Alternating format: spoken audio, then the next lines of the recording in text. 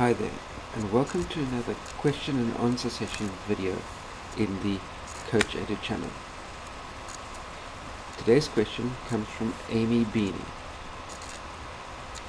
Amy writes that she is in desperate need of some advice. She's traveling with her family, but also she's in the middle of training for a marathon. First up, Amy, superb for taking on the challenge of a marathon.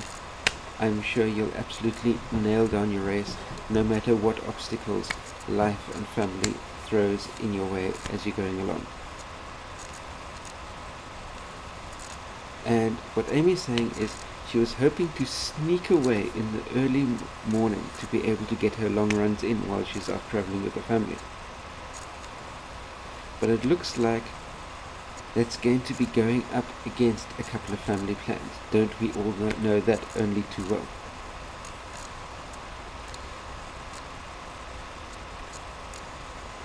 She's supposed to be doing a 16-mile long run as what is designated within a training plan. But she's wondering if it will be detrimental to her overall marathon training if she skips her 16-miler run, or maybe substitute it for a 10-miler, because she writes that in the early mornings that she'll have available while traveling with her family, there'll be time available to be able to fit in a 10-miler, but not sufficient time to be able to fit in the 16-miler.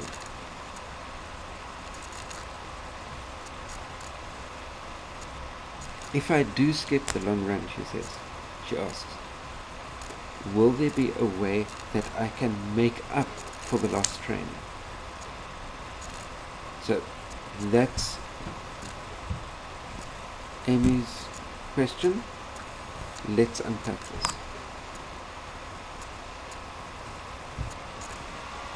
First and foremost, Amy, if there's time enough to be able to fit in a 10-miler during the time that you're away, put in your 10-miler training run. Don't try and crank up the pace to be able to make up for the additional fitness you might have gotten from running the longer 16-miler by running the 10-miler at a higher pace. Run your 10-miler at the pace that you would have done the 16-miler. That way you do at least get in your longer training run. As far as trying to make up for lost training sessions by doing double sessions down the line, that I definitely would not advise. What you could possibly do on your day that you're doing your 10-miler in the early morning is, if the time presents itself later on in the day, you could maybe put in a 2-miler or a 3-miler later on in the evening of the same day, and you put those two together and you've got a 13-mile run done for the day. It might not be the same as doing your full 16 miles as per your training program first thing in the morning, but you're at least getting the miles of your long run in.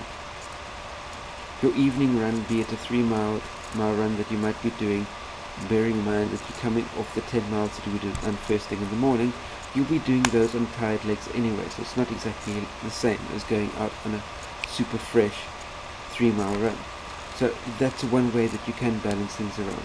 But all of us know only too well the difficulties that us runners face with our training, especially when building up to something like a marathon, of how to balance training, life, family all together. It's these three balls you try and keep in the air all at the same time, and it's not all that easy. So that's my take on it, Amy. Superb for sticking with your program while out traveling with your family, but sure thing, get the 10-miler in, and whatever you do, don't try and play catch up on the miles in training sessions following that, because that will be putting your following training sessions at a mileage above the level that your training program is designating, and that can very well be setting yourself up for injury. So that's my take on the situation. Please post your comments and questions down below, and Remember to click the like button, share this out amongst your running friends, and please click the subscribe button down below as well. That way you can be kept up to date on new videos as I post them on a week-to-week basis.